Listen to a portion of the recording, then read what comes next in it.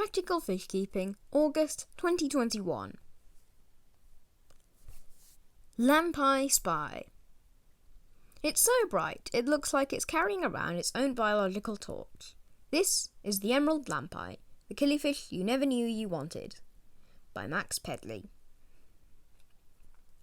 The first experience I had with lampeyes was during my early years in the industry. Sat at the back of a dark stock tank in a general pet shop was a shoal of lampeye tetra. Aside from the famously bright eye markings, the neon blues rival any fluorescent light, they did little for me. That was when I was still in the gaudy or character phase of fish keeping. Fish had to be colourful or the quirkiest of oddballs to catch my eye. For those who don't know quite where these fish sit taxonomically, lampeyes are killifish. Those most commonly seen in the trade usually belong to the genus Poropanchax, but they all still seem to be victims of routine misnaming.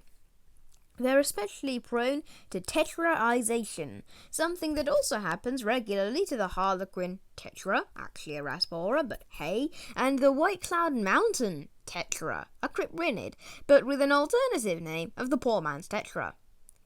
But look to the scientific names and you find clues. Poropanchax can be split into two parts, poro for pores or ducts, and panchax, a generic name for killifish. My first meaningful encounter with the Poropanchax genus came some years later while working at a specialist aquatic store. Specifically, we had received some rather spectacular specimens amongst a Southeast Asian import.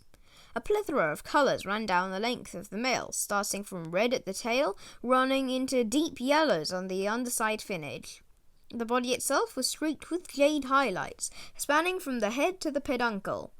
Initially, in my ignorance, I chalked them up as exceptional specimens of Norman's lampeye, Poropanchax normani, probably the best-known representative of the group, the archetype lampeye, if you will.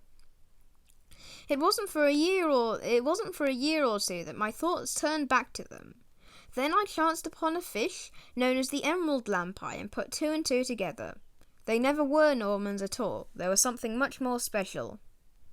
Most literature still has the emerald lampeye recorded as Apochelixes macrophthalmus, translating as something like simple lip fish with big eyes.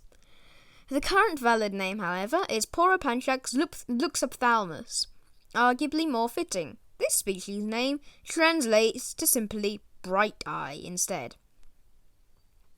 Household lamps. Unskilled carpet surfers, my first group largely ended up on the fish room floor. A painful mistake, but a lesson learned, and the reason that covers and lids on aquaria are now a prerequisite for me whenever I keep any killifish. Still, I got a good many weeks keeping those fish as dithers for my Enigmatochromis lucansi, fancy relatives of the caribensis from Guinea. Under subdued lighting, the males really shone. Almost ethereal, one could be mistaken for thinking they produce their own light, and many newcomers often do. The females pale in comparison. This can be a problem. Due to the high degree of sexual dimorphism amongst its genus, it is a task in itself to distinguish females of one species from the next. Emerald lampeyes are largely inoffensive fish, working well with peaceful tank mates. Due to the small mouths they possess, P. luxophthalmus can be trusted with even the minute fry of cichlids. Hence my choice for them as companions to my spawning Enigmatochromis. Pairing these lampeyes with a pistogram or similar dwarf cichlids wouldn't be considered unreasonable, unless the thought of fish from completely different geographical regions whips you up into a fit of anger. And don't worry about water chemistry. The coastal plains of Togo, Nigeria and Cameroon, from where this fish originates, are all prone to healthy swings in chemistry, and so, unsurprisingly, the lampeye's ability to change is inbuilt and evolved. A pH of between 6 and 8 will do just fine. Having said that, high nitrogen levels will not be tolerated, so regular water changes are a must. Moderate water flow will be appreciated and can be provided with a small power head or moderately powered internal filter. This will help recreate the conditions from the moving streams in which they are naturally found, a stark contrast to many other African killifish which can be found in nothing more than puddles. Second time's the charm. Round 2 of keeping this species proved somewhat a bit more successful.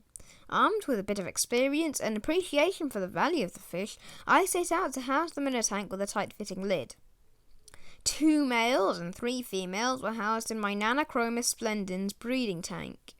Even with young cichlids in the tank, the 2 species seemed to cohabit in complete harmony. Win. The only aggression I noticed was from the lampeyes, and it was entirely conspecific. The 2 males often sparred for the attention of the females, resulting in occasional ripped fins, but nothing more sinister. I suspect that in a completely bare tank, a large male could harass a smaller individual and stress it out quite quickly. Provided with space and cover, these 2 were fine. After some time, it became apparent that the lampeyes had been spawning. Eye-wateringly large, adhesive eggs stuck to the roots of emergent plants. It also became apparent that Nanachromis knew this too, as the eggs disappeared just as soon as they appeared.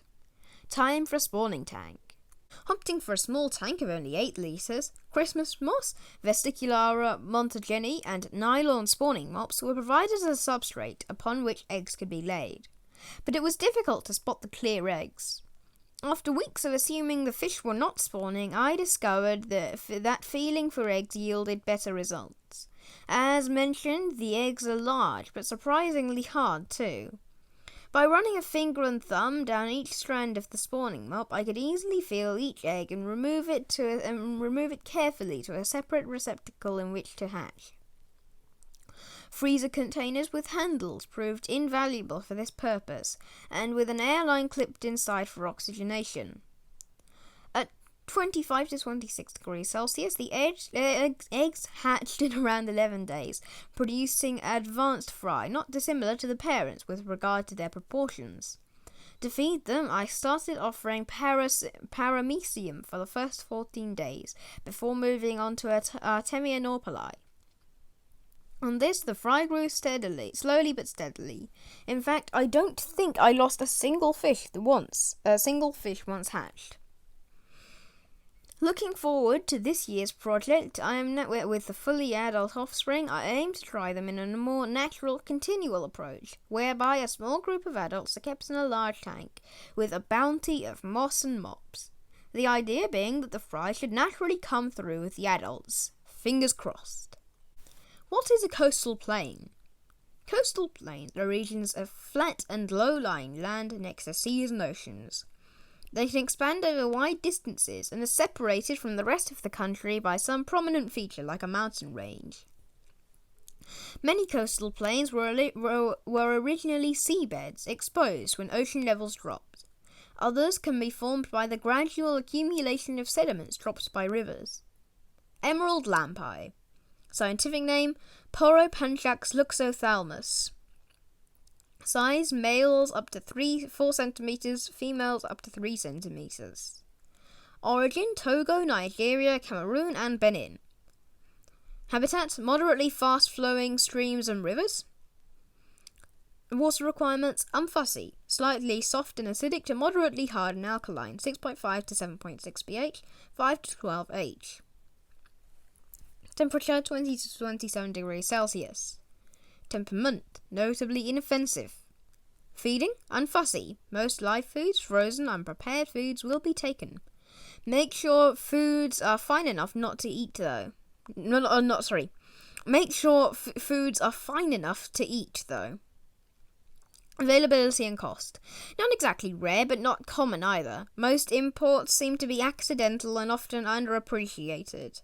Look out for specialist stores. Expect to pay anywhere between £3 to £6 per fish.